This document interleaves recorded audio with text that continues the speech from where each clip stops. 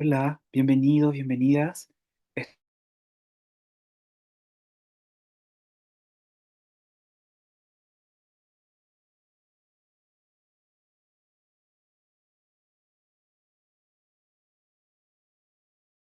Por favor,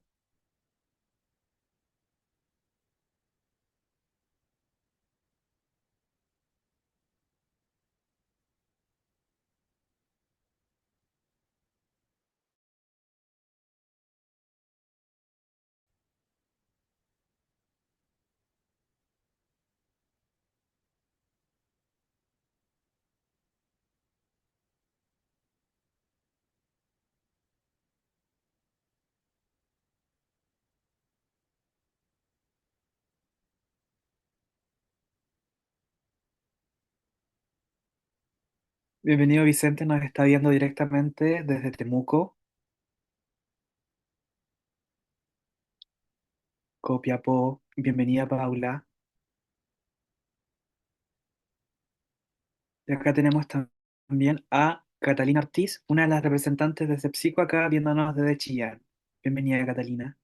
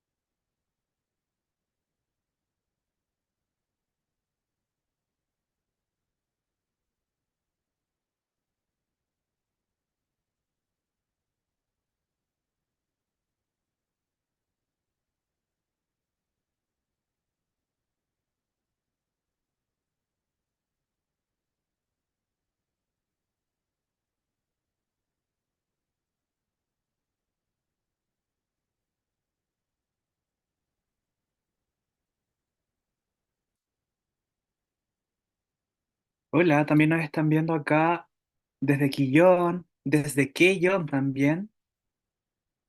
Bienvenida Romina, Eliana. También Rocío Quintana acá desde Temuco. Estamos a unos minutos de comenzar. Nuestro charlista ya está acá presente, preparando acá todo para tener una excelente jornada.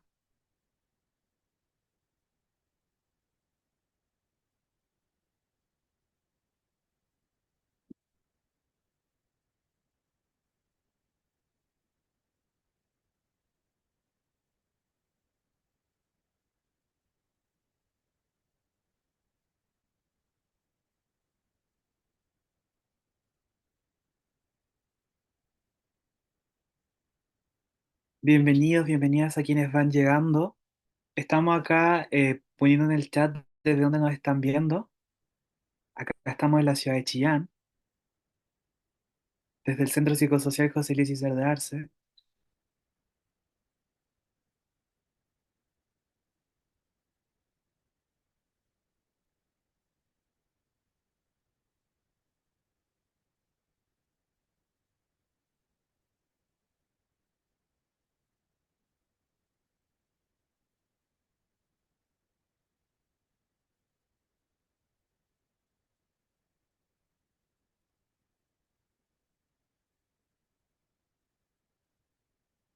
Bienvenidos y bienvenidas a quienes se han comenzado nuevamente a integrar acá esta jornada.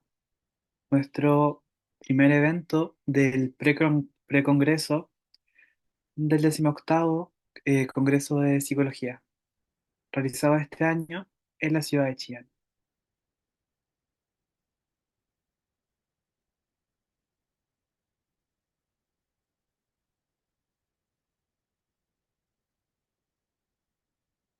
Buenas tardes, acá Gonzalo nos escribe desde Temuco, Mapu. Bienvenido.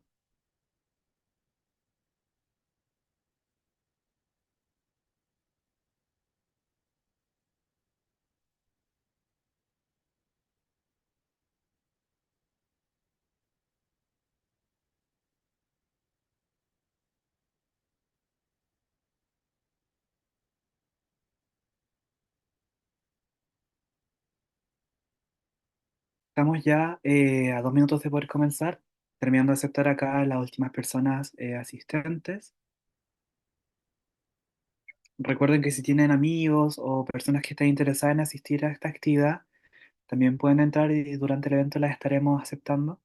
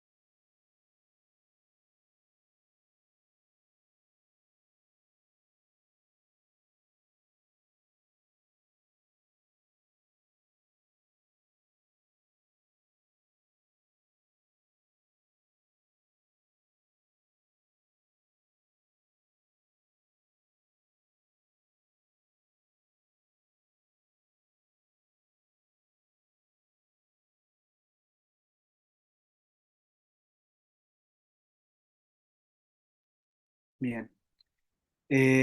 Ahora sí, para poder comenzar, contarles entonces, darles la bienvenida a cada uno y cada una de ustedes. Esta es nuestra primera conferencia de esta actividad de precongreso de Psicología de Chile, en el cual está organizado por el Centro Psicosocial José Luis César de Arce, o también conocido como CEPSIC-UBB, el cual es perteneciente a la Escuela de Psicología de la Universidad de Biobío. Agradecemos totalmente acá su presencia y también el interés por poder participar en este evento tan importante, tanto como para nosotros como para la comunidad en general de psicología. Bueno, para quienes no conocen, CEPSICO es un centro de salud mental totalmente gratuita que ofrece distintos tipos de servicios para la comunidad. Y este, como les comentaba, pertenece a la UBB y nuestro compromiso finalmente es brindar apoyo psicológico y psicosocial y también tener la oportunidad de poder contribuir al bienestar mental de todos de forma gratuita. Bien, el objetivo de esta conferencia es primero que todo democratizar acá el conocimiento y también acá promover este 18º Congreso de Psicología Chilena de la Red del CUECH. Este evento será parte de varias de estas actividades pre-congreso y esperamos también que de alguna forma podamos también transferir el conocimiento y enriquecer de así nuestra mirada social. Bueno, les recordamos que dentro del chat acá vamos a dejar los enlaces a las páginas oficiales del Congreso. También estaremos dejando información pertinente para quienes deseen revisar. Y también les invitamos y les animamos completamente a explorar los detalles para que puedan ser participantes activos de este Congreso, que es el que se realiza en la ciudad de Chillán. Y bueno, es para mí un honor poder presentar a este expositor. Bueno, él es un profesor titular acá de la Escuela de Psicología de la Universidad de Valparaíso, quien a la vez es un doctor interdisciplinar en espacio público, especialista en el estudio de los vínculos socioespaciales en contextos de transformación urbana. También es director del Magíster en Psicología Social de la Universidad de Valparaíso, director alterno del Centro de Investigación SINVIT-V. Ha sido coordinador de los grupos de trabajo en psicología tanto comunitaria como psicología ambiental de la Sociedad Interamericana de Psicología y de la Red Latinoamericana de Formación en Psicología Comunitaria.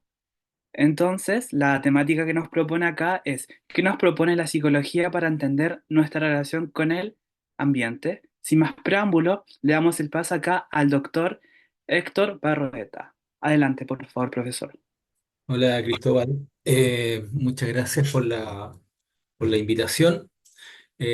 Para mí también es muy agradable este espacio porque como me lo plantearon es un espacio que está abierto a público en general. Yo entiendo que el espíritu de este espacio es llegar a personas que no necesariamente son psicólogas o psicólogos y que entonces poder un poco, como tú bien decías, democratizar el conocimiento y tratar de entregar algunas claves desde el mundo de la psicología a poder comprender los fenómenos contemporáneos.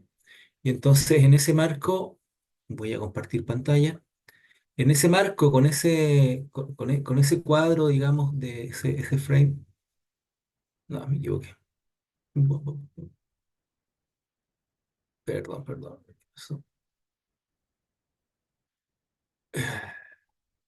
Acá está. Ahora sí, aquí está. Ahí sí. Entonces, en ese marco es que propuse este título, que es un título bastante genérico, asociado a una conferencia que di hace poco en otro lugar, en la Universidad de Costa Rica, que era el giro espacial en la psicología. Me pareció interesante poder hoy día compartir con ustedes y discutir acerca de qué propuestas nos tiene la psicología en general, ¿sí? O cómo la psicología puede entender la relación con el ambiente.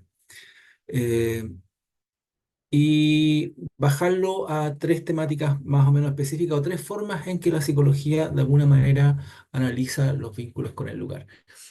Bueno, como tú decías, esto se enmarca dentro del Congreso Chileno de Psicología que se va a efectuar ahora pronto en octubre allí, que será un espacio muy potente e interesante. Siempre cada año nos reunimos las psicólogas y los psicólogos del país en este Congreso chileno, que yo diría que es el único Congreso chileno así masivo que tenemos en nuestro país, donde podemos discutir los avances de la disciplina en distintos campos y donde uno de los campos que va a estar presente de alguna forma es la psicología ambiental, en el cual se enmarca mi quehacer y se enmarca también el quehacer asociado a esta preocupación entre psicología y el ambiente, ¿no?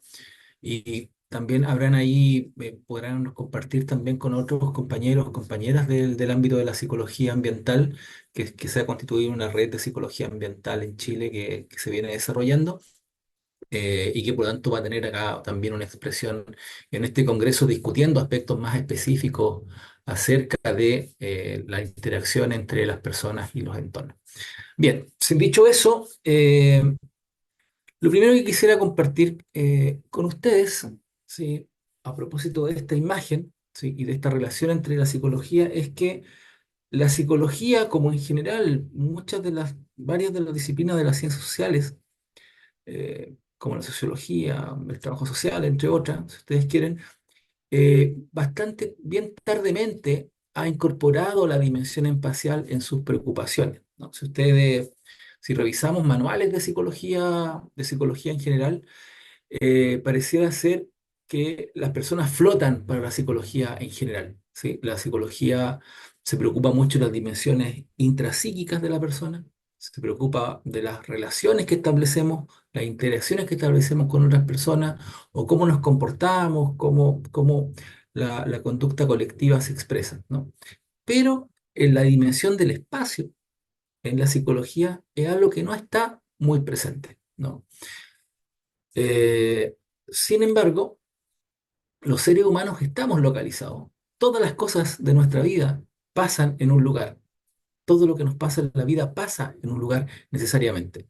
Y esto recientemente la psicología lo ha ido incorporando de manera significativa. ¿Sí? Tanto así que hay un número especial, por ejemplo, que ha sido convocado por la revista de la Asociación Norteamericana de Psicología recientemente, que invita a pensar el giro espacial en la psicología, ¿no? Es un hito, sí, que la psicología esté pensando esto. ¿Y cuáles son algunos antecedentes, fundamentos para esto? Es que hay distintas perspectivas, distintos enfoques que han ido incorporando lecturas acerca de la relación entre el espacio y la psicología. Por ejemplo, todos los enfoques contextuales que hablan acerca de que no podemos entender el comportamiento humano sin el contexto en que ese comportamiento se produce y por lo tanto también y no podemos no entender el comportamiento en función del espacio. en que esto se produce.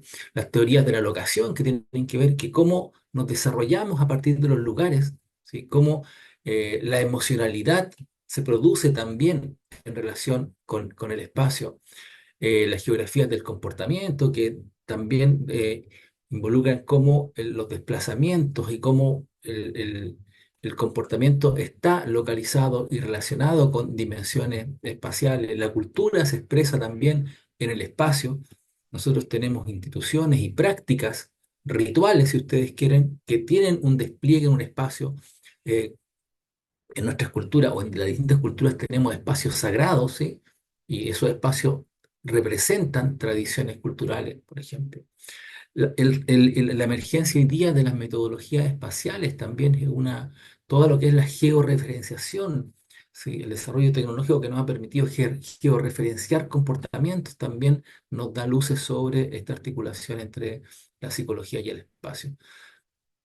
¿Para qué hablar de la relación entre la comunidad y el entorno? Las comunidades habitan territorios y habitan espacios, ¿sí? Las comunidades son también el espacio que habitan. No podemos entender una comunidad sin el territorio en el que se aloja una comunidad desde las perspectivas comunitarias. Y por último, toda la tradición hoy día contemporánea muy fuerte de la encarnación o el embodiment, como dirán la perspectiva anglosajona, que tiene que ver en toda la lectura acerca de cómo el cuerpo, ¿sí? En relación con el espacio, produce subjetividad. No podemos entender el desarrollo de la inteligencia, por ejemplo, sin analizar la relación entre el cuerpo y el espacio, ¿no? Esta topología inicial que teníamos para entender la cognición, la emoción en otras partes del cuerpo. Sí, hoy día hablamos que los procesos de aprendizaje, la inteligencia, etcétera, se desarrolla con todo el cuerpo y ese cuerpo está emplazado y está en relación con un contexto y con un entorno. O sea, de alguna forma, en la otra dirección, si ustedes quieren, eh, la psicología está tomando fuertemente en sus distintos campos de conocimiento la relación o la incidencia que tiene el espacio en las variables o en los enfoques, conceptos que desarrolla, en las teorías que va desarrollando. Ahora bien, dicho esto, quisiera yo apuntar aquí a intentar dar cuenta de cómo nos afecta psicológicamente el espacio, ¿sí? Básicamente tomando dos claves analíticas contemporáneas o de lo que se denomina la tardomodernidad, si ustedes quieren, eh, que tiene que ver con un planeta globalizado, o sea, ya no un proceso de globalización, un planeta completamente globalizado, y una crisis ambiental. ¿Cómo a partir de esas dos claves pudiéramos pensar respuestas o aportes de la psicología para entender la forma en que estas dimensiones se manifiestan? Y también aquí voy a intentar hacer un juego también a propósito de la psicología ambiental, ¿sí? Para aquellos que tengan quizás más conocimiento acerca de los distintos enfoques, tradiciones y miradas de la psicología ambiental, en tres claves, ¿no? O en tres niveles, si quiere, más teóricos, epistemológicos, dirían en ciencias, ¿no? Es decir, una mirada más centrada en el individuo, ¿sí? Y lo que le pasa al individuo internamente, ¿sí? Una dimensión más individual, una dimensión más interaccional, es decir, cómo interactuamos y cómo en esa interacción se producen significados, ¿sí? Y una tercera, si se quiere, más estructural o más cultural, ¿sí? Más colectiva, que sería cómo la estructura social configura y produce subjetividad, ¿no? En esas tres claves, entonces, voy a tratar de organizar aquí distintas respuestas que nos da la psicología respecto a estos fenómenos de la globalización y la crisis ambiental como el entorno en que nos ha tocado a nosotros como generación habitar hoy día. ¿Sí? Entonces, voy a tratar de hacer en el tiempo que tengo, que ustedes han estimado, esta lectura y que podamos compartir después algunas de sus impresiones al respecto. Lo primero entonces es entrar en la idea de el espacio como amenaza y sufrimiento psicológico, ¿sí? Y aquí la psicología más clásica, ambiental, desde esta perspectiva, ha trabaja o ha desarrollado dos conceptos que son la solastalgia y la ecoansiedad. Pero antes de eso, para situarlos en esta idea del espacio como amenaza, quisiera mostrarles un breve video. Por favor, tomen atención en la margen superior izquierdo de la pantalla donde van apareciendo distintos países. Este es un pequeño video que dura 4 minutos que hizo The Guardian en el año 2021, ¿sí? A propósito de la primera vez que se acuña el concepto de crisis medioambiental, ¿sí? Que estamos en una crisis. Hasta ese tiempo, hasta ese momento hablábamos de cambio climático, ¿no? En la primera vez que acuñamos el término crisis ambiental y The Guardian construye de manera muy interesante, muy certera, qué es lo que pasa en un año calendario en el mundo asociado a distintos tipos de eventos naturales que producen desastres naturales y cómo se distribuyen geográficamente en el planeta. We have no more time. The children are waiting for you to act. To turn this tragedy into a triumph.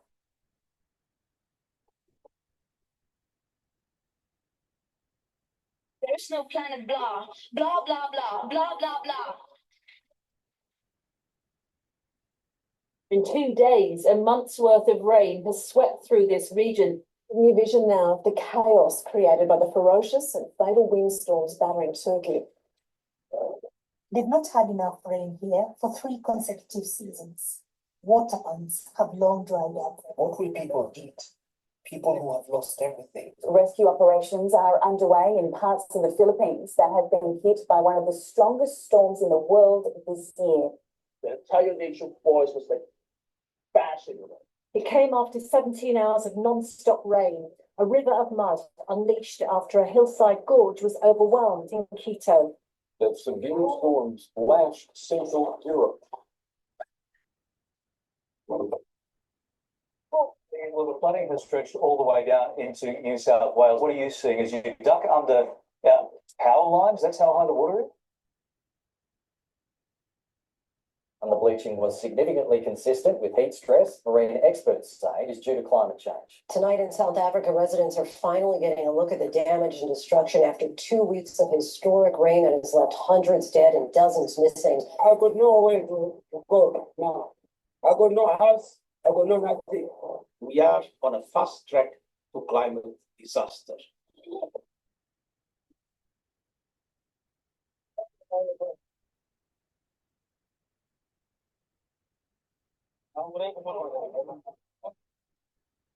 아니 셰이크님 말하니 라고 노시기 신나 거기 들어래.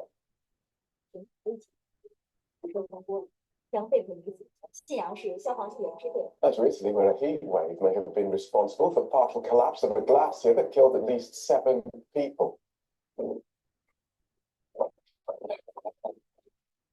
More wildfires across the continent. 8 months ago, we left COP26 with 1.5 degrees on life support. Since then, its pulse has weakened further.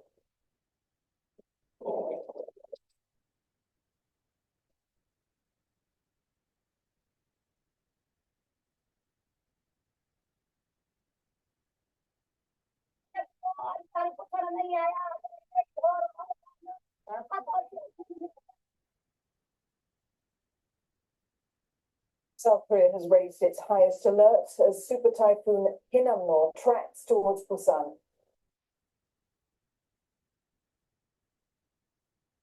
Hurricane Ian has made landfall in western Cuba, bringing wind speeds of up to 185 kilometers an hour. Businesses remain without power in Florida and the Carolinas as those states reel from the impact of Hurricane Ian. No water, no power, no room. Tanzania's National Park Service is reporting that a fire has broken out again on the country's famed Mount Kilimanjaro.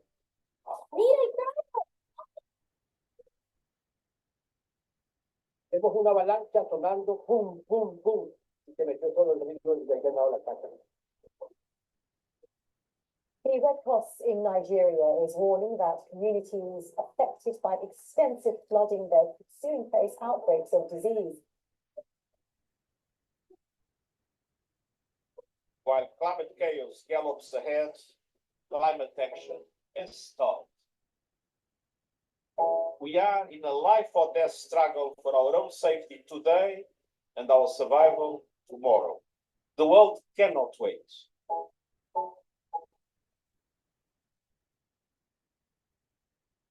¿Cómo, We have cómo lo interesante del vídeo, si ustedes lo observan, es que nos va mostrando que esta, como, como dice Roberto, el desastre climático, ¿no?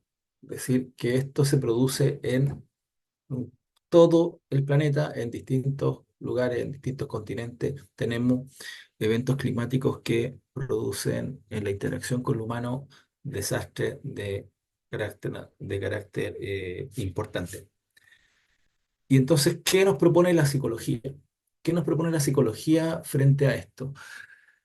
En esta afectación individual, ¿no? Es decir, cómo la afectación, cómo este cambio afecta la subjetividad o la psicología. Dos conceptos nos propone la psicología quizás más novedosos al respecto, o ha tomado la psicología de otros repertorios conceptuales, ¿sí? El concepto de solastalgia, que originalmente es acuñado por el filósofo australiano Glenn Albrecht, ¿sí? En el año 2003, quien trabajando en la Universidad de Newcastle recibe un llamado telefónico de compatriotas de un sector de Australia que ha sido fuertemente intervenido por la producción de carbón y que le comentan y le quieren, lo buscan para contarle su historia de sufrimiento acerca de cómo estaba cambiando su entorno a propósito de las minas y la explotación de carbón. Y a propósito de esa historia y de esa narrativa, es que Albrecht plantea este concepto para tratar de dar cuenta acerca de esta dimensión subjetiva de sufrimiento asociado al cambio del entorno, ¿no? Y entonces acuña el concepto de su nostalgia, vinculando la idea de la nostalgia y el dolor, ¿no? Haciendo este vínculo, pero con una diferencia, que es que la nostalgia habitualmente la sentimos respecto de algo que ya no está, algo que tiene que ver con una cierta movilidad. Tenemos nostalgia por el lugar cuando hemos cambiado de lugar, ¿no? Y en este caso la diferencia de la nostalgia es que esta manifestación psicológica, esta sintomatología psicológica, si ustedes quieren, de pérdida de un lugar, se produce en el mismo lugar que se ha habitado, ¿no? En el mismo lugar en el que estamos, ¿no? Entonces, y que se manifiesta a través de sentimientos de desosiego, que afectan a las comunidades en los procesos de construcción de identidad, que se manifiesta a través de sintomatología, si ustedes quieren, o angustia, ¿sí? Por el bienestar, una angustia y amenazas por la identidad, ¿sí? Y distintas manifestaciones de este tipo. Ah, y que ha sido vinculado a sintomatología como la ansiedad y la depresión, y con una serie de rasgos cercanos a lo que denominamos en otras categorías psicopatológicas, si ustedes quieren, estrés postraumático, ¿no? Entonces, cómo la experiencia de eventos climáticos, ¿sí? Afecta subjetivamente a las personas al punto de generar una sintomatología patológica, ¿sí? Un sufrimiento en la salud mental, ¿no? Y esto y esto afecta sin duda la identidad, ¿sí? De las personas, y genera también procesos de desplazamiento. Ahí ustedes ven en la parte derecha abajo un reportaje reciente que en el Mercurio salió hace una semana atrás, que a propósito de eso me entrevistaron ahí en el Mercurio de Santiago, a propósito de que en el año 2021, sí, la Comisión de Naciones Unidas de la Migración reconoce por primera vez que en Chile existen desplazados climáticos, ¿sí? O migrantes climáticos, que es el término que acuña esta oficina de migración, ¿sí? Y que son, en Chile se reconocen y se documenta que en Monte Patria, ¿sí? Una comunidad rural, ¿sí? A propósito de la sequía permanente, hay un desplazamiento evidenciado de 5.000, al menos 5.000 personas que se han desplazado desde desde esa comuna a vivir a otras partes del país, ¿no?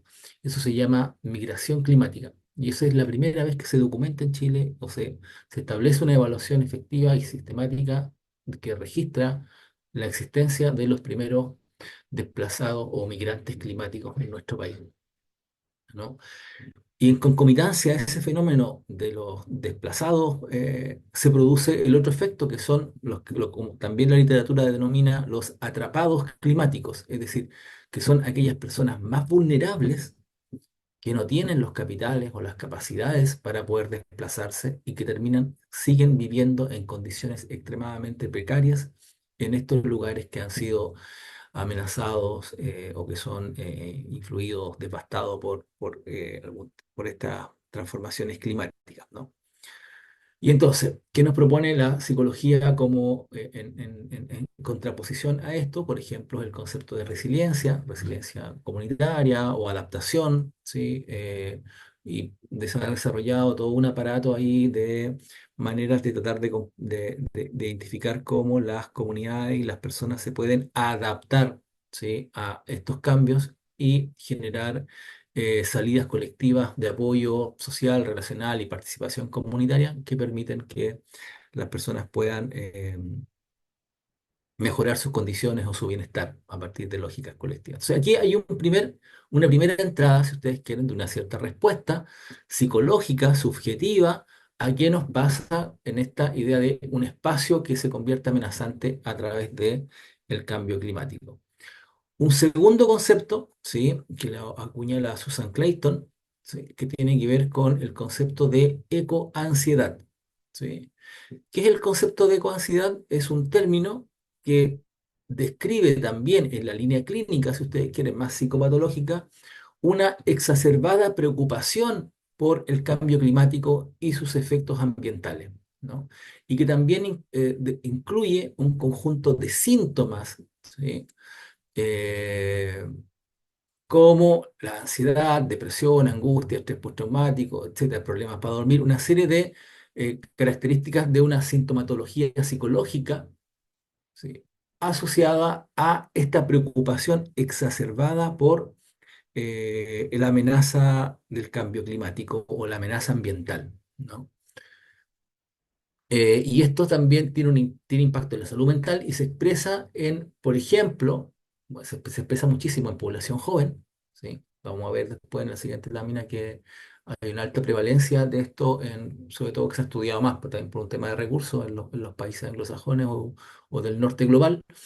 Pero también se expresa en personas que han vivido traumas por desastres socionaturales, ¿no? O sea, personas que han sido afectadas por eventos climáticos, ¿sí? Manifiestan esta sintomatología de ecoansiedad a propósito del trauma y el estrés postraumático que les genera el pensar en nuevos eventos climáticos que afecten sus condiciones de vida, ¿no? Eh, En estudios que se han realizado en países del norte global, nos dicen que incluso uno de cada 5 jóvenes presenta sintomatología de ecoansiedad, ¿no? Y que por lo tanto es una manifestación clínica que se ha ido extendiendo progresivamente, y que va en un franco crecimiento. Y de ahí entonces la respuesta de la psicología frente a esto es una respuesta eh, más clínico psicosocial, ¿no? Con terapia, procesos de terapia, enfoques psicosociales colectivos y también estrategias de enfoques comunitarios para intentar manejar, disminuir, ¿sí? La ecoansiedad y generar un conjunto de estrategias de carácter más individual, más psicológica, para que las personas enfrenten o manejen o controlen, ¿sí? Esta sintomatología frente a lo que a lo que significa la preocupación por esta amenaza del cambio climático, ¿sí? Y esto particular, como les decía, particularmente en jóvenes. Si les interesa, podemos conversar algunas cosas más de estas más adelante. Entonces, aquí lo que quisiera poner como punto es una primera entrada de la psicología que nos dice respecto de nuestra relación con el ambiente en esto del cambio global y también de la crisis climática, una primera respuesta individual, ¿no? De una psicología más clásica, más interna, de cómo se manifiesta el sufrimiento en una dimensión más psicoafectiva, si ustedes quieren, con una respuesta y después todo un aparato, ¿sí?, estratégico más clínico, más individual, aun cuando las formas de abordarlo pueden ser colectivas, el enfoque está centrado en cómo generamos estrategias para que las personas que se manifiestan su nostalgia o manifiestan ecoansiedad puedan responder de manera integrada, adecuada, ¿sí?, a esta amenaza que produce el medio ambiente. Entonces, ahí tenemos una primera clave individual de respuesta de la psicología. Una segunda manera en que la psicología que nos entrega, quizás esta es la parte en que la psicología ambiental ha desarrollado más su trabajo, en la psicología ambiental más bien del espacio construido, es el espacio como una condición identitaria o como una categoría identitaria, donde los conceptos allí que nos provee la psicología ambiental son los conceptos de significado, identidad de lugar y apego al lugar. ¿Qué nos dice la psicología al respecto? Bien, nos dice, nosotros establecemos vínculos con los lugares, pero estos vínculos con los lugares se producen a propósito de cómo nosotros significamos esos lugares. Los significados que le atribuimos al lugar. En la antropología diferencia espacio de lugar, ¿sí? El espacio es una disposición de elementos y el lugar es un espacio que está cargado de significado, ¿sí? Ahora, ¿cómo se carga un lugar de significado? Aquí una propuesta de un cierto modelo que nos propone el Per Gustafsson, un sociólogo europeo holandés, que nos dice, mira, por de una serie de entrevistas cualitativas, nos dice, mira, la gente en realidad tiende a significar los lugares a partir de tres aspectos. Primero, significamos los lugares a propósito de las experiencias que tenemos con los lugares, ¿sí? Nosotros nos identificamos personalmente con un lugar porque nos han pasado cosas ahí, ¿sí? Todos nosotros, nosotras, tenemos recuerdos de cosas que hemos hecho en un lugar, cosas que nos han pasado en un lugar. Y como nos pasaron esas cosas en ese lugar, ¿sí?, ese lugar se carga de un cierto significado. Recuerden ustedes, por ejemplo, cuando eran pequeñas, pequeños, y recordarán rápidamente algunos espacios de la casa de los abuelos, del barrio, no sé qué, que los consideran especiales. ¿Por qué los consideran especiales? Porque ustedes desplegaban determinados tipos de actividades en esos lugares. Entonces, la primera clave es, ¿qué es lo que hago yo en un lugar? Va a cargar de significado para mí ese lugar. Luego, en el otro extremo, ¿qué hacen las personas en los lugares? ¿Sí? No yo necesariamente, ¿sí?, ¿qué hacen otras personas en esos lugares? Mira, en ese lugar se juntan los. Ojo, que en ese lugar están los, ¿sí? Entonces, esos lugares se cargan de significado porque hay personas que hacen determinadas cosas o determinados tipos de personas se reúnen en esos lugares. Gran parte, por ejemplo, de la inseguridad ciudadana se fundamenta en esta idea. Muchos de nosotros en nuestras ciudades eh, tenemos un imaginario de la ciudad y de determinados lugares de la ciudad porque nos han contado que ahí hay cierto tipo de personas que realizan cierto tipo de comportamientos, aun cuando nosotros no hayamos ido nunca a esos lugares o incluso hayamos ido y nunca nos haya ocurrido nada, ¿no? Entonces, los lugares se cargan de significado porque en esos lugares hay personas que realizan determinados comportamientos de un tipo o de otro, ¿no? Y una tercera dimensión del significado se produce a propósito del ambiente, del espacio, ¿sí? Del ambiente físico, ¿sí? También produce significado, ¿no? Eh, los espacios son diseñados para provocar un determinado significado, ¿no? Los espacios institucionales, por ejemplo, los espacios, no sé, fíjense, los edificios de las cortes de apelaciones, ¿sí?, tienen una cierta manera, ¿no? Las iglesias están construidas de una cierta modo, ¿no? O sea, el propio características físicas del lugar proyecta también un significado, ¿no? Y entonces, evidentemente, la relación entre estas tres cosas va a construir el significado, también va a ayudar a construir el significado de un lugar, ¿no? A mí me pasan ciertas cosas con otras personas en un determinado lugar que tiene ciertas características, ¿no? La articulación de las de las tres dimensiones. Eso produce un significado del lugar, ¿no? Entonces, y ese significado que le atribuyo a un lugar es fundamental para entender, o es la base para entender los vínculos que establezco con los lugares, ¿no? ¿Y qué vínculos establezco con los lugares? Básicamente, reduccionistamente, la psicología ambiental nos propone que establecemos dos tipos de vínculos con los lugares. Los vínculos identitarios. Fíjense cuando ustedes se presentan con alguien que no conocen, la segunda o tercera clave que ustedes entregan para ser conocido por el otro, por la otra, es de dónde son. Yo soy de, ¿sí? No, yo digo, yo soy de Valparaíso. Alguien decía ahí, yo soy de Quillón, yo soy de Temuco, ¿sí? Ustedes cuando dan la clave, probablemente aquella persona que dice yo soy de Temuco, no anda diciendo yo soy de Temuco a las personas que están en Temuco. Cuando está en Temuco no dice yo soy de Temuco, ¿no? En general, sí, va a ser como elemento de referencia el barrio donde vive, etcétera, ¿no? Hay distintas escalas, pero así como el género, como la condición de clase, como en nuestro país el nivel sociocultural o el nivel de formación, son elementos que constituyen, son categorías que constituyen mi self, mi identidad. Los lugares también, de donde yo soy, ¿sí? Es también, se ayuda a construir mi propia identidad. Eh, y esa identidad tiene mayor saliencia según los espacios en los que estoy, es decir, tiene mayor presencia. Si estoy en Temuco, no estoy diciendo que estoy de Temuco, pero si estoy en Santiago, digo que soy de Temuco. Pero ya si me voy a Perú, a Bolivia, a otro país de la región, diré soy de Chile, y así sucesivamente en la medida en que vamos cambiando la escala, ¿no? Y esos elementos del espacio configuran identidad y proyectan identidad, y la gente además nos trata distinto según de dónde digamos que venimos. También genera una relación, diríamos, performática en la medida en que produce significado y acción en el otro, retórica en el otro, cuando digo soy de un lugar o soy de otro.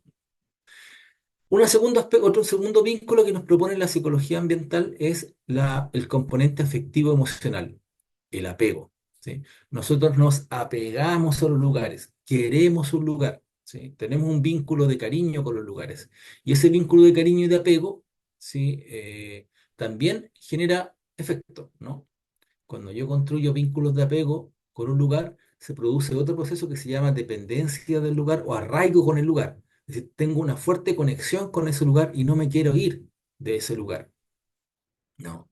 Lo que puede ser adaptativo o desadaptativo dependiendo de las características del lugar al cual estoy apegado. Por ejemplo, pasa mucho que personas que viven en sectores de riesgo, por el apego o por el alto apego que tienen, ¿sí? No están dispuestas a desplazarse de esos lugares y habitan, ¿sí? En un permanente riesgo, ¿no? Bueno, hay dos vínculos entonces. Y estos vínculos identitarios que establecemos, que configuran nuestro self, ¿no? ¿Sí?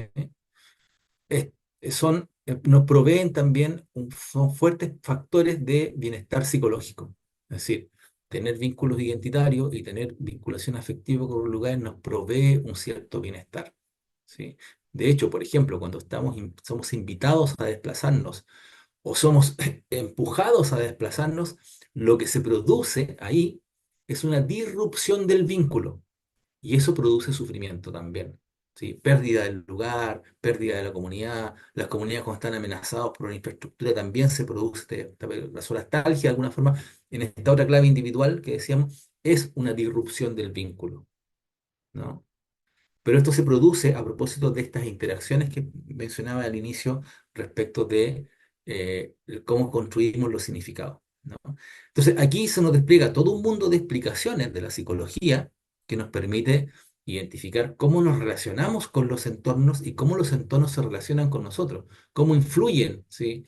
Los entornos en lo que nosotros somos, ¿sí? Y lo que somos también como comunidad, como relación, como barrio, como territorio, etcétera, ¿no? En estos procesos, si ustedes quieren, más interaccionales, ¿no? En los procesos de interacción, el significado se produce en la interacción de estas dimensiones, ¿sí? Ya no es algo que está alojado tan exclusivamente en lo interno, ¿no? Como en el primer caso que les mencionaba, sino acá transitamos hacia una lectura más interaccional. Hay algo aquí del interaccionismo simbólico que se despliega en esta idea, ¿no? De lo simbólico, de cómo los espacios simbolizan algo. ¿Por qué? Porque la gente se reúne en torno ahí o porque el espacio tiene ciertas características. Hay todo un repertorio entonces que explica esta subjetividad, esta psicología asociada a esta relación entre, ¿sí? Las personas y los lugares en clave interacción. Y una tercera perspectiva de carácter más colectiva eh, es en una clave más estructural, si ustedes quieren, que también me gustaría también mostrarles esta otra lectura, es cómo el espacio es expresión también del capital, ¿sí? Y una cierta, lo que hablamos en perspectiva de, a propósito de la idea de la globalización, en una cierta dislocación del centro-periferia que instituye la lógica del capital, ¿no? La idea de- del norte global y del sur, ¿no? Hay una cierta dislocación de eso y las formas de que se expresa el capital ya no están tan arraigadas en esta diferenciación, si ustedes quieren, colonial y ha sido, se nos desborda absolutamente y se produce de distintas maneras en el mundo completamente, ¿no? Y aquí, ¿qué conceptos la psicología o proponemos nosotros? Porque esto ya es una propuesta más personal con el grupo de investigación que venimos trabajando, que nosotros no trabajamos las perspectivas ambientales desde una perspectiva psicopolítica, ¿sí?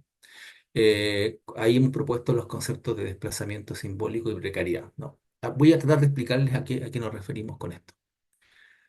¿Sí? El proceso, ¿sí? que quisiéramos explicar respecto de cómo se expresa la dimensión del capital asociado al lugar y cómo esto tiene una lectura psicosocial, una lectura subjetiva, son los procesos de desposesión del lugar. David Harvey, ¿sí? Que si bien no lo acuña directamente al David Harvey, pero se le atribuye a él, desarrolla a propósito de la lectura marxista de cómo se producen los procesos de acumulación del capital, ¿sí? Que tradicionalmente están asociados a el capital y la clase trabajadora, ¿sí? Y cómo la producción del capital genera plusvalía, ¿sí? A partir de la explotación de la clase trabajadora, ¿sí? Esa es la visión más clásica, ¿no? En la producción de nuevos materiales, ¿sí? En la producción de algo, ¿sí? David Harvey nos dice también se produce acumulación de capital por desposesión, ¿sí? Por los procesos de desposesión. Y en este caso, en la dimensión del urbano, que como inicialmente lo estudia David Harvey, se produce lo que denominamos desposesión de lugar, ¿sí? Que son procesos a través de los cuales la inversión de capital, ¿sí? Genera como consecuencia desplazamientos o alienación de las poblaciones o las comunidades a propósito de estas inversiones del capital que requieren la extracción de esas formas de vida para producir la acumulación, ¿sí?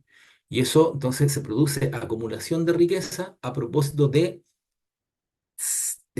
sacar, extraer determinados recursos propios de una población, ¿no?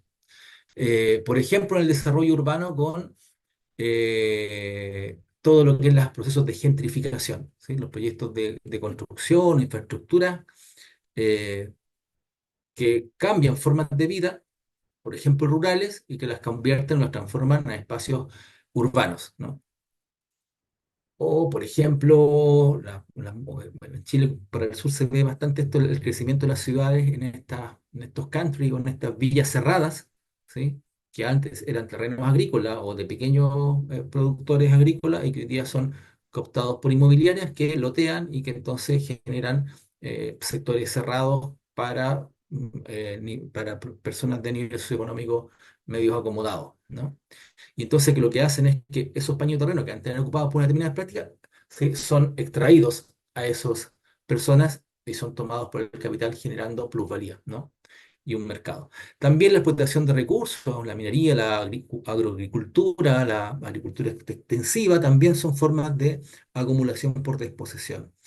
Y el cambio climático también, a propósito de los desastres naturales que produce el deterioro ambiental, ¿sí? Como prácticas del capital, que generan estas consecuencias, ¿no?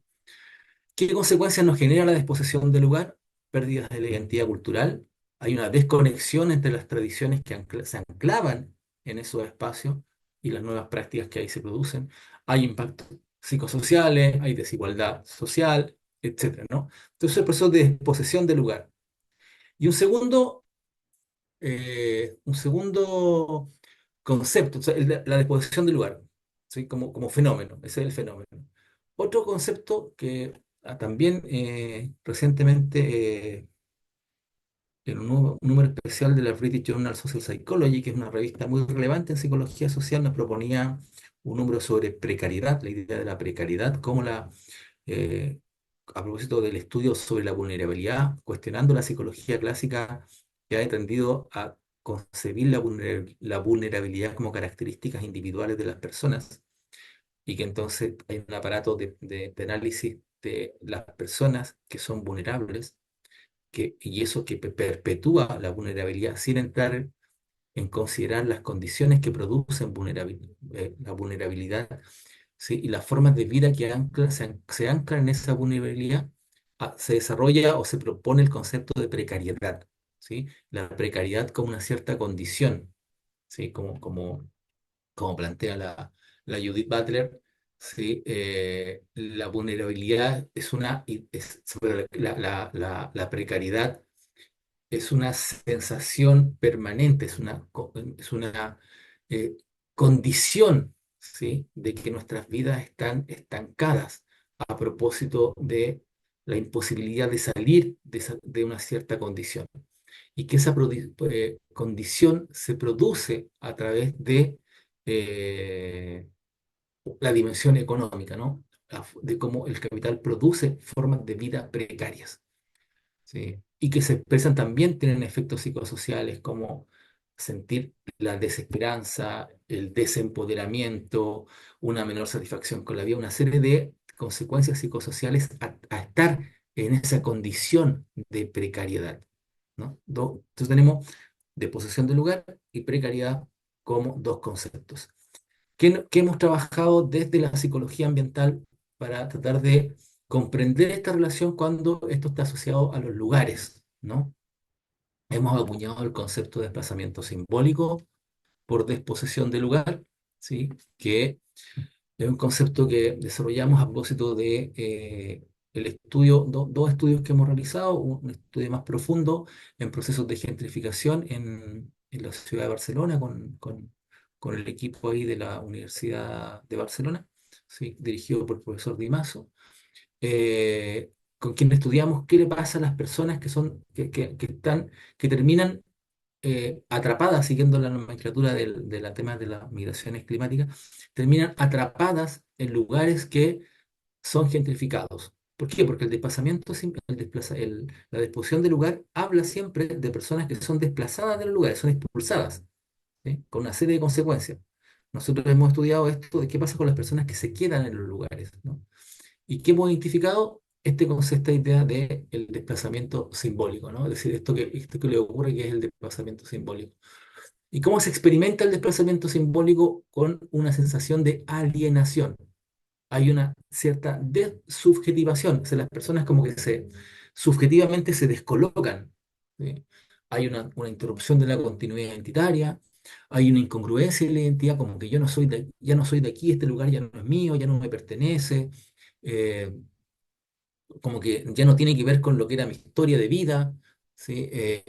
Ya pierde la capacidad del lugar para representarme, ¿sí? Ya no tengo mis vínculos sociales en el lugar, es decir, hay un proceso de desubjetivación que se produce a propósito del cambio del entorno, que en este caso de la gentrificación es la elitización del entorno, el entorno se hace, eh, diríamos, ¿sí? Más sofisticada, o sea, burguesa, ¿sí? Ya saben. Y eso a las personas que se quedan en ese lugar tienen este desplazamiento simbólico, es decir, no son desplazadas físicamente, sino que son desplazadas psicológicamente de los lugares, ¿no? Y eso en un primer momento se vive como un proceso de alienación o de subjetivación. Y en un segundo momento, ¿sí?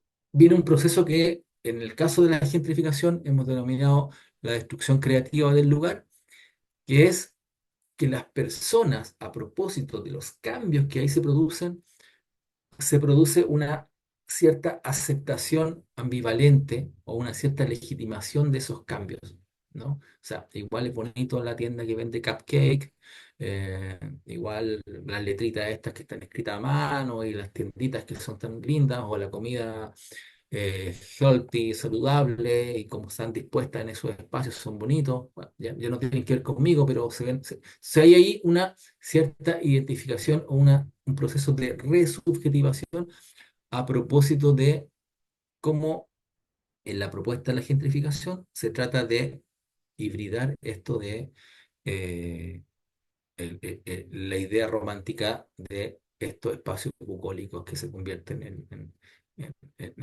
los procesos de gentrificación de los lugares, ¿no? A propósito del aburguesamiento, ¿no?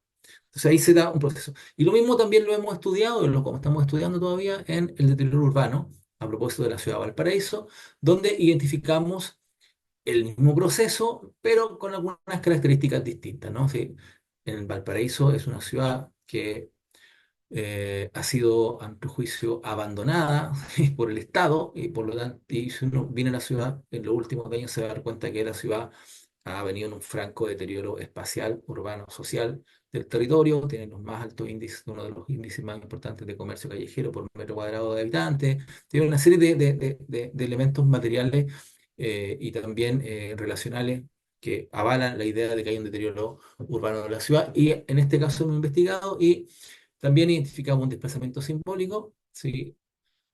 Con la misma lógica y un cierto abandono institucional en función de esta idea de destrucción creativa. Aquí el polo distinto, el polo opuesto es el abandono institucional que se produce de la ciudad.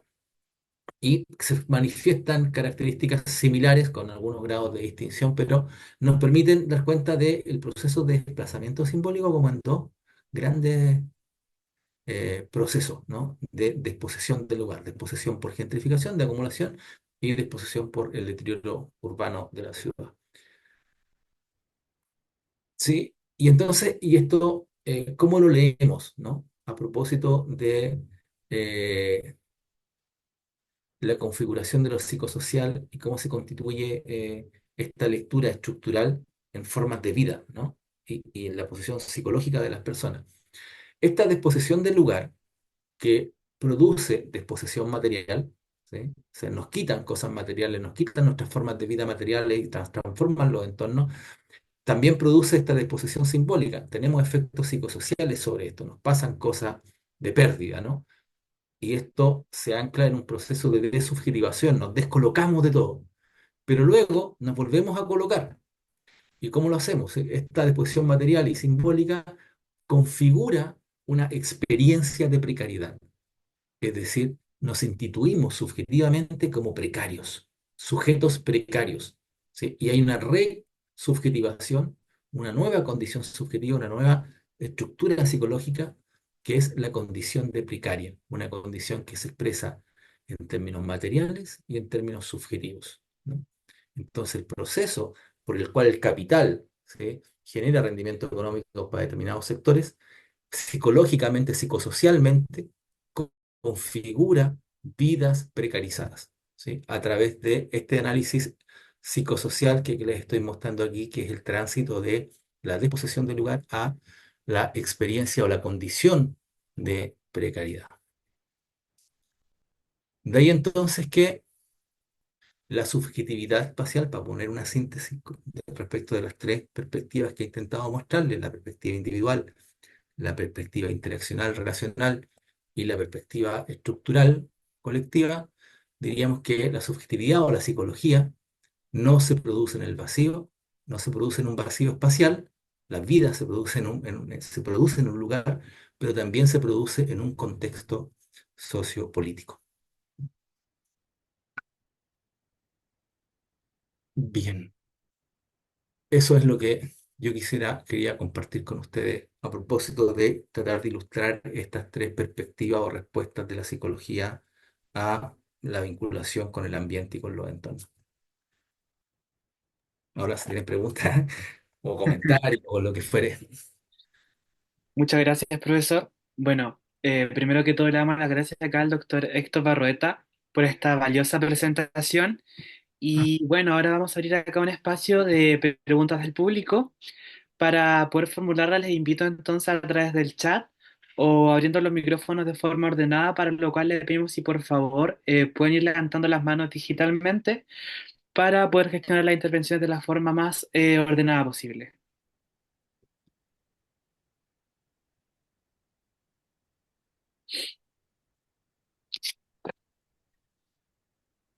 Primero que todo, acá, Nicolás Morales pregunta si pueden compartir la presentación.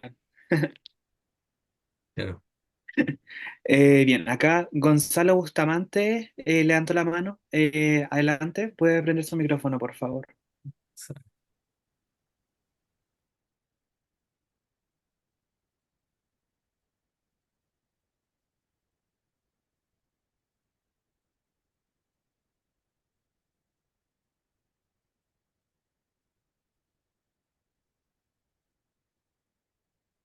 Creo que se cayó, parece Gonzalo. Ahí sí. No, ahí está Perdón, Gonzalo. sí. Hola, Estaba Gonzalo. intentando. Hola, Héctor. Bueno, muchas gracias por la presentación, muy interesante. Pese a los tiempos, quise tratar de escucharla, y agradecer también al equipo que organizó, y espero que podamos vernos allá en Chillán dentro de poco, porque lo que voy a preguntar da para mucho. Café y todo, así que no espero, espero comentarios, espero una buena conversación, pero que seguro que hay que darle más vueltas. Bueno, en mi caso yo trabajo con comunidades indígenas, no solo en el contexto mapuche, sino que también en varios otros, y muchos colegas que desde la psicología comunitaria trabajamos en Chile y en otros países con pueblos indígenas. El tema del territorio aparece como un tema permanente. Y que de alguna manera atraviesa cualquier otro ámbito, salud, educación, cualquier otro. Entonces, eso lo comento porque desde la psicología ambiental han entrado en estos temas desde, digamos, la clave espacio. En el contexto nuestro, generalmente hemos entrado desde la clave territorio y luego naturaleza. Y al hacerlo, si bien no todos tenemos los mismos enfoques, pero coincidimos mucho en la idea que algunos han llamado el giro ontológico, en la idea de hacer una revisión a las maneras en que entendemos lo no humano y lo que está, entre comillas, fuera de lo humano, mucho aporte antropológico, dado que los pueblos indígenas conciben lo que en psicología ambiental llaman el espacio, lo que acá podemos decir naturaleza, lo que podemos decir territorio, de maneras sumamente distintas. No todos los pueblos lo conciben igual, pero coinciden en muchos elementos que a lo menos son distintos a Occidente. Lo no humano puede tener características psíquicas, puede tener características humanas, puede tener voluntad, puede tener, etc. Entonces, yo siempre miro con mucha atención el trabajo de ustedes, sobre todo en la última línea que decías, en la línea de los conflictos socioambientales que han analizado allá, pero siempre quisiera dialogar con cómo ves esta posibilidad de ir a ver, de reconocer por un lado la raíz de la epistemología occidental para concebir el espacio, el territorio, la naturaleza, y la posibilidad de diálogo con perspectivas indígenas que tienen miradas muy distintas, donde el espacio tiene otros sentidos, donde no lo podemos reducir solo a un tema de que miran simbólicamente, denotan, producen categorías para referirse a contextos, al espacio, al territorio, etcétera, porque le dan una connotación de realidad y de un ser vivo. Lo que para nosotros puede ser un ser muerto, sin vida, para un indígena puede tener no solo vida, puede tener una espiritualidad, etcétera. Entonces, esa como el tema de en una psicología ambiental que me da la impresión de que tengo más posibilidad de dialogar con la perspectiva que tú estás señalando al final, no con la primera epistemología que dices, de pensar desde el individuo, la construcción del espacio, etcétera, dado que aquí son aspectos culturales, aspectos sociales. ¿Qué diálogos podemos hacer en el contexto de una parte de la población, una parte de la sociedad que es indígena y que mira el espacio, mira lo no humano de manera distinta? Entonces, ahí qué diálogos posibles hay, cómo lo ves. Eso, muchas gracias. Súper. Hola Gonzalo, qué gusto verte y escucharte. Hacía mucho que no nos veíamos. Espero que nos veamos también ahí en video. Mira, a ver, voy a tratar me voy a quedar dentro si no voy a hacer, si no haría trampa, me voy a quedar dentro de la disciplina, ¿no? Porque si no, si me voy para afuera, haría la trampa. Entonces, yo, como tú bien ya describes, la psicología ambiental es bien mainstream, bien clásica, bien positivista, bien centrada en esta primera explicación que yo intentaba ilustrar con estos dos conceptos. Podríamos hablar de muchos otros conceptos, y aquí yo hice quizá un reduccionismo en poner estas tres cosas y se ven equitativos y no lo son en ningún caso en la producción de la psicología ambiental. La primera perspectiva, yo diría que ocupa el 80% de la producción y del conocimiento que se genera en psicología ambiental. Y luego la segunda será el otro 19,9% de lo que se produce en psicología ambiental, y lo último que les mostraba es algo que está realmente en la periferia de la periferia, ¿no? Que de alguna u otra forma, la última por centrarme en esta, ¿no? Entonces, en la primera yo creo que no hay posibilidad ninguna. Sí, en la primera no hay ninguna posibilidad porque las formas de entender esto no son capaces de generar un relativismo y mirar otras maneras o entrar en otras epistemologías. Por lo tanto, desde ahí no tiene ningún sentido conversarlo. Eh, Desde la segunda, yo creo que hay claves ahí analíticas de la interacción, de los significados que podrían ser trasladables a otros, y ahí también quizás hay algunas ideas más culturales, algunas visiones más culturales o más fenomenológicas, sí, sí, desde la fenomenología, que podrían ser más amigables a comprender esto desde la experiencia de las personas, de los participantes, hay todo un giro también en psicología ambiental, una perspectiva que se llama el contextualismo, que podría estar mucho más, si tú quieres, proclive a tomar en consideración esta, ¿no? Aun cuando, claro, en el trasfondo sigue estando, sí, sigue siendo, no está en cuestionamiento la mirada colonial, ¿no? Y por lo tanto no está en cuestionamiento la construcción de mundo que hay para poder sustentar esa mirada, incluso de la experiencia, ¿no? Aun cuando se valore la experiencia en ese proceso y la cultura en ese proceso, sigue siendo una mirada teleológica, ¿sí? No sé si me explico. Entonces también nos deja un poco fuera. Y la tercera perspectiva, sí, a ver, venimos, yo creo que hay algo, pero todavía, yo diría también muy incipiente, porque ahí lo que se ha ido transitando es a perspectivas postdiscursivas, ¿sí? A perspectivas semiótico-materiales. Y en esas nociones semiótico-materiales, si tú quieres, eh, se incorpora todo lo que es la noción, la idea de lo no humano, ¿no? Todos los entes no humanos y cómo participan en la producción de la subjetividad. Ahora, también confieso ahí que sigue siendo una mirada bien occidental también. Sigue siendo, sí, teoría del actor red o las ideas de ensamblaje de Deleuze y Guattari, no sé. Sigue estando en una mirada occidental, ¿no? Entonces, yo diría que eso es más posible de abrir diálogos, ¿sí? Diálogos potenciales, ¿sí? Que permitan nutrir esta idea de lo semiótico material desde otros lugares, ¿sí? Pero que implicaría otras miradas, otras claves epistemológicas de fondo. Yo creo que incluso la palabra epistemología nos queda corta, ¿no? Mi sensación es que nos queda corta la clave, incluso el concepto de epistemología nos queda corto para pensar esta otra, la manera, no sé, la idea de la cosmovisión quizás me resuena más en una forma de explicarnos cuando, no sé, pues pueblo originario caminan con sus muertos, ¿no? Sí, los animales son no son otros, no hay maneras de, no hay lenguaje, ¿sí? Para referir a la noción de animal, ¿no? No está ese lenguaje, no es capaz de ser nombrado. Entonces, eso implica una cosmovisión completamente distinta, ¿sí? De aproximarse a esto. Entonces, que incluso la relación naturaleza tampoco está como lenguaje, no está ese otro, no está esa otredad, ¿sí? Puesta en la naturaleza, puesta en lo no humano, ¿no? Entonces, claro, eso genera justamente una cosmovisión distinta donde pensar incluso una idea, conceptualizar una psicología ambiental es absurdo.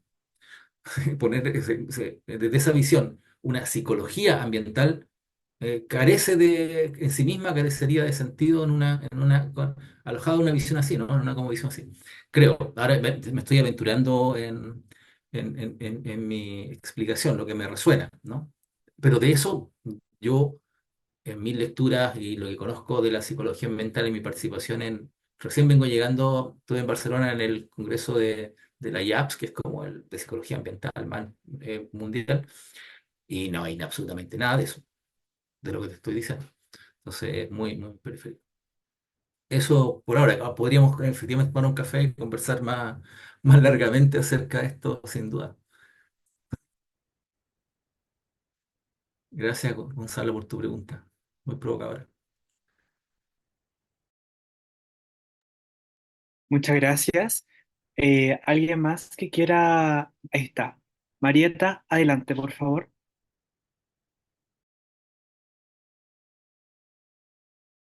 No se escucha. Está Sí, muteada. claro. Ahí Ahí, está, ¿me escuchan? Sí, sí, ahí sí. Ya va, sí. dame un segundo.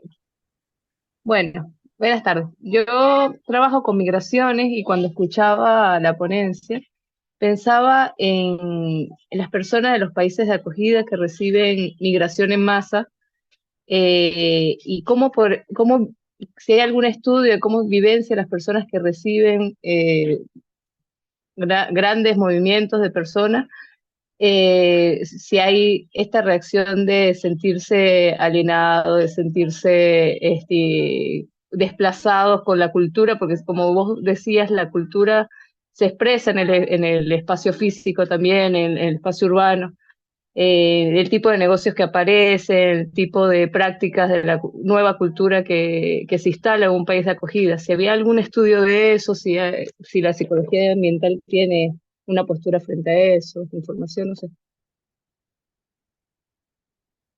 A ver, como le decía recién al Gonzalo, en estas tres claves, ¿no?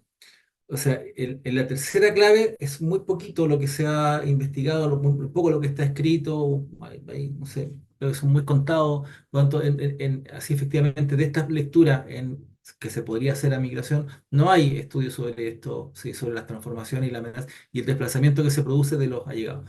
Sí, ahora ahí yo creo que hay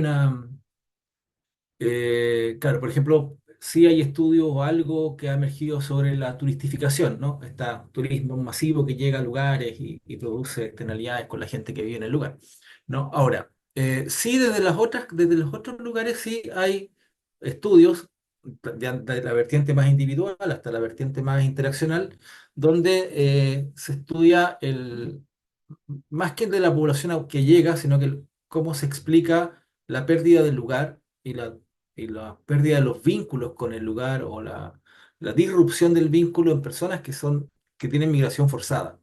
¿Sí? Sí, en esas poblaciones sí hay más estudios.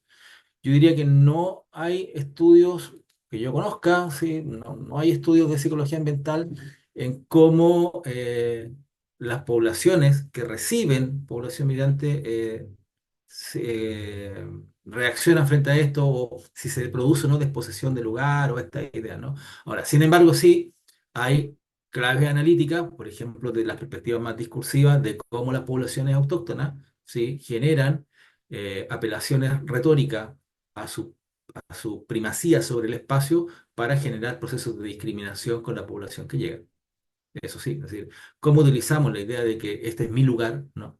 Y todas las categorías retóricas asociadas a la pertenencia al lugar, el afecto con el lugar, la identidad del lugar. Yo soy de aquí de toda la vida, por lo tanto tengo más derecho que los que vienen recién llegando, como el evento retórico que legitima sus privilegios sobre el espacio en desmedro de las personas que vienen llegando en estos desplazamientos, ¿no? Entonces hay toda una explicación, si ustedes quieren, discursiva, ¿sí?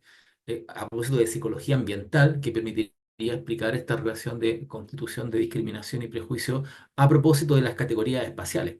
¿Sí? Este es mi lugar, este es mi barrio, este es mi casa, ¿sí? Estas son mis cosas, ¿no? Esta gente que viene de otro... ¿sí? Hay toda una lógica ahí de legitimación de la primacía para tomar decisiones sobre el espacio y generar y proyectar estrategias de exclusión finalmente, ¿no? Eso sí, sí lo hay.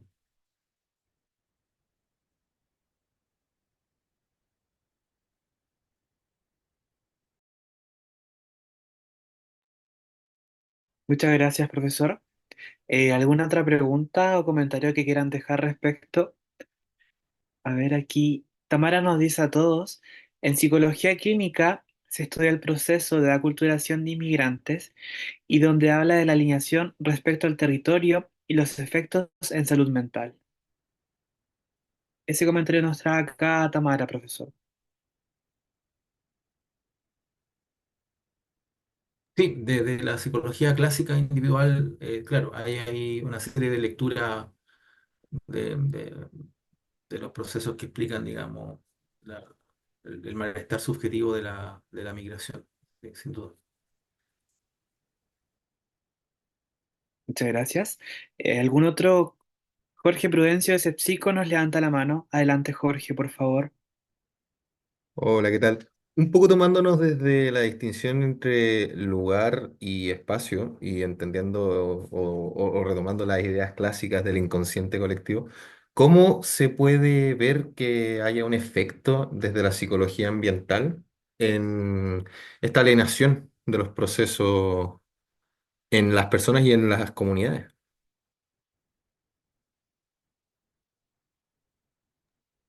A a ver, la pregunta es ¿cómo, cómo se puede ver en términos de proceso metodológico para observar esto o en términos de efectos de lo que a la gente le pasa? Porque, por ejemplo, nosotros ahora estamos estudiando los procesos de precarización residencial y uno de los conceptos que utilizamos es la idea de alienación residencial, ¿no? Ahí usamos el concepto de alienación que tiene que ver con una dimensión asociada a la precariedad. ¿No? Sí, la alienación es justamente la extracción, ¿sí? de, de la condición y el control sobre los propios procesos. Y cuando se producen transformaciones de distinto orden, nosotros lo estudiamos en residencia, ¿no? Es decir, la imposibilidad de acceder a la vivienda como una estrategia, como un contexto de precarización residencial, pero también lo podemos observar en otros fenómenos como, pues, yo decía, el desplazamiento por cambio climático, por afectación climática, se dan también procesos de alienación, porque en el fondo es la pérdida de los lugares, la pérdida del control sobre los lugares, ¿no? La pérdida de la agencia sobre los lugares, ¿no? De hecho, podemos encontrar ahí toda la idea de la disposición simbólica, está un poco vinculada a esta noción de alienación, ¿no? Cuando perdemos, como diría el Giddens, la seguridad ontológica y la idea de la precariedad. Eso es un poco lo que está en quiebre, esa seguridad ontológica de estar, de poder ver el futuro, de poder avanzar en un futuro. Se corta esa relación de participación, de vinculación y perdemos esa condición básica, ¿no? de tener un control sobre las propias vidas, que sería la condición de precariedad, ¿no? Y que está absolutamente asociada a la idea o a la condición de alienación, ¿no? Nosotros estudiaríamos bueno, lo que venimos, cómo se produce psicosocialmente esta alienación en contextos de precarización, cómo estas dimensiones psicosociales permiten explicar o comprender la experiencia de la precariedad, ¿no? Ahora, si la pregunta es metodológica, ahí, claro, se despliegan distintas metodologías. Nosotros trabajamos mucho en este caso, adaptamos una estrategia metodológica de entrevistas narrativas, pero en este caso, entrevistas espaciales, entrevistas de las biografías espaciales de las personas, la adaptamos a biografías residenciales. como estrategia metodológica para poder identificar cómo se produce esta vivencia, esta desafección, digamos, en este caso, los contenidos de alienación residencial, cómo se va construyendo esta alienación residencial a propósito de la fragilidad del vínculo con la vivienda, ¿sí? Probablemente podríamos hacer lo mismo en otros contextos, ¿sí? Nosotros acá el tema de deterioro urbano lo trabajamos con fotorrelatos y también lo trabajamos con entrevistas caminando en la ciudad, ¿no? Y bueno, depende del objeto, yo creo que hay otras técnicas de producción de datos. Nosotros intentamos siempre trabajar con técnicas que permitan identificar la relación con el espacio, con la afectación, ¿no? Con el lugar, ¿no? Directamente. No sé si respondí o si entendí bien la pregunta, Jorge. Sí, sí, comprendido totalmente. Era más que nada enfocado al término metodológico y responde Ah, completamente. Muchas gracias. de nada, Jorge.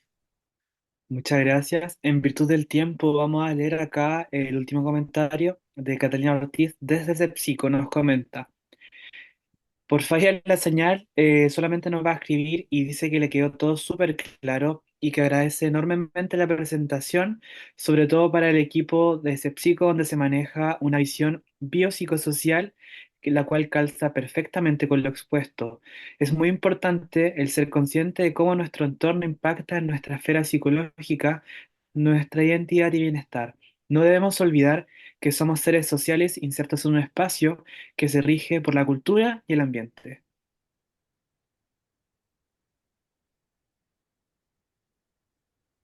Bien, para ir ya concluyendo, le damos muchas gracias acá al doctor Héctor Barroeta por su generosidad al compartir estos conocimientos con nosotros, y también le agradecemos a todas y a todos los participantes de este primer evento precongreso en camino al 18º Congreso de Psicología, el cual se realizará en la ciudad de Chillán. Y también les dejamos cordialmente invitados al siguiente evento, que va a ser el próximo miércoles a las 6:30, donde acá en el chat pueden ver las redes sociales de CepsiQBB, donde pueden encontrar todas las instrucciones para poder asistir. La charla será en torno a los sesgos, estigmas y discriminación relacionados con el peso corporal en entornos sanitarios, la cual estará a cargo de la doctora Camila Oda Montesinos, la cual los dejamos cordialmente invitados. Y antes de irnos, eh, como verificador, para poder compartir en vinculación con el medio, les pedimos a quienes quieran prender su cámara para poder tomar una fotografía de rigor de esta actividad que hemos realizado. Entonces vamos a tomar la fotografía. Están prendiendo sus cámaras. Gracias. Ya, vamos a tomarla en dos porque somos muchas personas que van a hacer dos fotos para que vean todos. Ya. Uno, dos, tres. Ya tomé la primera. Ahora voy a poner otro grupo. Uno, dos, tres. Muchísimas gracias nuevamente y los dejamos cordialmente invitados e invitadas a seguir participando de las actividades pre-congreso. Que tengan una buena tarde. Buena noche. Muchas gracias a todas y todos por estar acá y haber resistido todo el tiempo escuchando. Encantado de haber compartido con ustedes. Chao. Chao, Gonzalo.